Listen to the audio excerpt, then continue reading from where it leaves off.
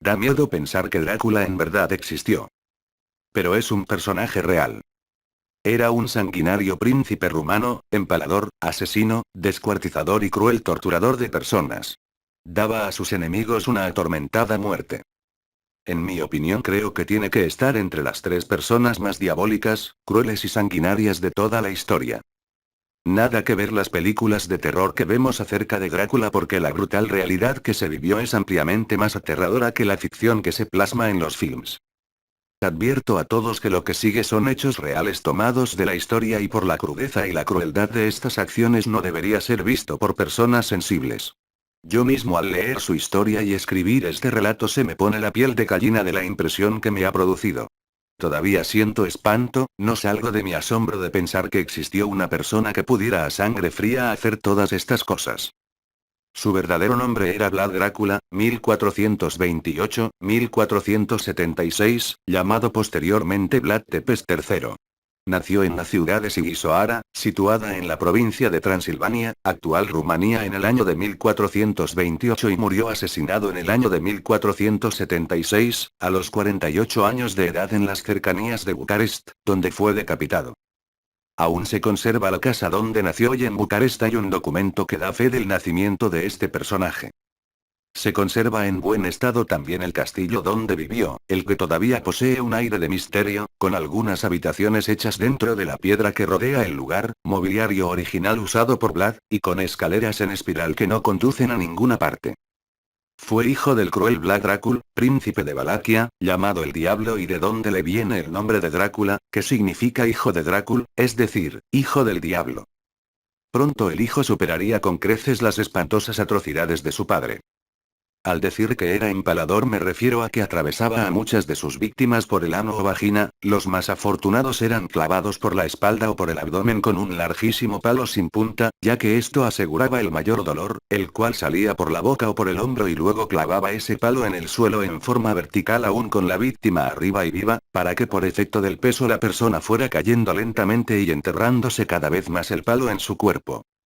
Muchas de las víctimas todavía estaban vivas cuando llegaban al piso, lo que hace suponer que los encargados de la ejecución evitaban atravesar el corazón para prolongar más la agonía de sus víctimas. En algunos casos la piel era clavada con un clavo al palo para mantenerlo por más tiempo arriba hasta que se desgarraba la piel y así comenzar su descenso por el palo. Era una de las maneras más espantosas de morir imaginables, pues era lento y doloroso. Su macabra mente se fue formando desde niño al tener una infancia marcada por las desgracias y los malos ejemplos, al observar las atrocidades que hacía su padre, criado en un entorno de guerra, torturas, asesinatos y salvajadas, totalmente apartado de Dios. Fue rehén de los turcos a los 13 años de edad cuando fue entregado junto con su hermano Ramdu por su propio padre como muestra de sumisión al sultán y como garantía de no atacarlos. Luego de un tiempo su padre y su hermano Mircea fueron asesinados por los boyardos. Su padre fue apaleado hasta morir y su hermano enterrado vivo, por lo que el corazón de Vlad fue llenándose de un creciente odio. Se cree que aprendió de los turcos algunas formas de tortura y la forma de ejecutar por empalamiento. A pesar que los turcos lo educaron y recibió buen trato, este no se plegó a sus deseos ni se convirtió al islamismo y aun cuando posteriormente lo ayudaron a tomar el trono de Valaquia les llegó a tomar un aborrecimiento acérrimo que lo llevó a traicionarlos varias veces, incluso llegando al extremo de hacer alianzas con los asesinos de su padre y luchar en batallas contra ellos, hasta llegar a morir a mano de los turcos. Con la ayuda de los turcos llegó a ser príncipe de Valaquia en una época de la Edad Media dominada por las ambiciones de los monarcas europeos que buscaban ampliar sus territorios y vivían en continuas guerras. A pesar de que en esta Edad Media abundaban por Europa monarcas insensibles, de malvado corazón y dureza de alma, no hubo ninguno que por su brutalidad, crueldad y ensañamiento al matar se comparara con este sanguinario homicida. Llegó a ser el más temido de todos los monarcas europeos de la Edad Media y hasta asesinó a sangre fría por motivos fútiles a su misma población, incluso a sus amantes. Impuso leyes en su territorio cuyas infracciones eran castigadas con las más afrentosas muertes. Alcanzó los más oscuros extremos de cualquier mente siniestra de matar incluso a los bebés por empalamiento. Muestra de su perturbada mente puede verse en los grabados que se conservan, donde puede apreciarse cuando Vlad Tepes desayunaba en medio de sus víctimas empaladas y otras siendo descuartizadas. Aunque el empalamiento era, evidentemente, la diversión favorita de Vlad, también gozaba con la aplicación de otros métodos a quienes de un modo u otro le habían hecho enfurecer, normalmente en la intimidad de sus castillos. Entre los métodos de tortura favoritos del príncipe de Valaquia se contaban también la amputación de miembros, narices y orejas. La extracción de ojos con ganchos calientes al rojo vivo. El estrangulamiento, la hoguera, la castración, el desollamiento, la exposición a los elementos o a fieras salvajes, el vaciado de ojos, la parrilla y la lenta destrucción de pechos y genitales, especialmente de las mujeres. Un delegado papal en la corte húngara lo describió así. No era muy alto, pero sí corpulento y musculoso. Su apariencia era fría e inspiraba cierto espanto. Tenía la nariz aguileña, fosas nasales dilatadas, un rostro rojizo y delgado y unas pestañas muy largas que daban sombra a unos grandes ojos grises y bien abiertos. Las cejas negras y tupidas le daban aspecto amenazador. Llevaba bigote, y sus pómulos sobresalientes hacían que su rostro pareciera aún más enérgico. Una cerviz de toro le ceñía la cabeza, de la que colgaba sobre unas anchas espaldas una ensortijada melena negra. Por ser su ejército tan reducido empleó tácticas de guerrilla como tierra quemada, envenenó pozos de agua y envió enfermos de tuberculosis a los campamentos enemigos.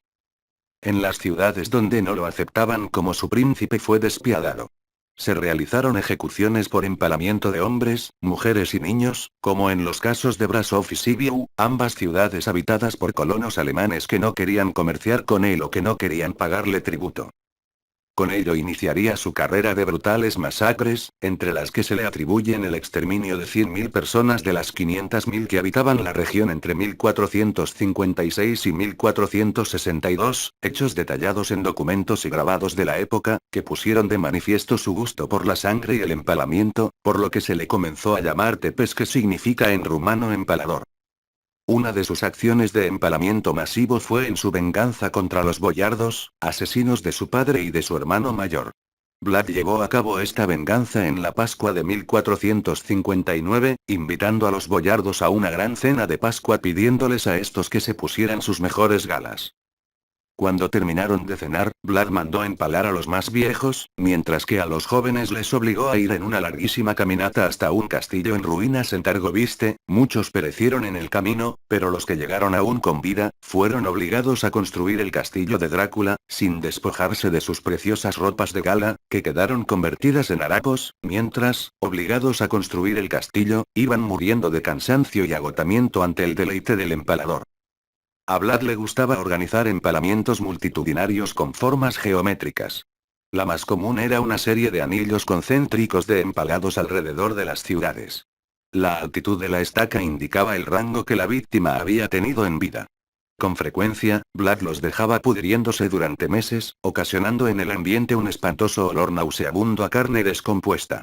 Un ejército turco que pretendía invadir Rumanía se volvió atrás, aterrado, cuando encontró a varios miles de empalados descomponiéndose en lo alto de sus estacas, a ambas orillas del río Danubio.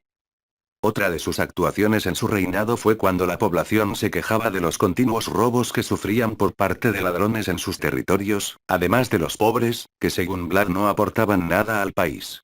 Para erradicar esto propuso un gran festín en una gran casa de las afueras de las ciudades para pobres, ladrones, tullidos, leprosos, enfermos y pordioseros, en donde las grandes viandas y el vino estaban por doquier. Cuando ya todos estaban bien servidos de comida y borrachos de vino, Vlad y su guardia se plantaron en la casa y preguntó a todos los allí reunidos si querían una vida sin privaciones ni preocupaciones y que todos los días se dieran festines como aquel, a lo que los mendigos y demás personas respondieron que sí y que había sido el mejor día de sus vidas. Vlad les sonrió y mandó a sus soldados que cerraran todas las puertas de la casa y prendieran fuego sobre ella. Nadie quedó con vida. Eliminó la pobreza acabando con los pobres. Estas atrocidades se fueron repitiendo con todos los mendigos en cada comarca de su principado. Llegaron a morir 3.600. En 1461 derrotó al comandante turco Anza en una emboscada en la frontera.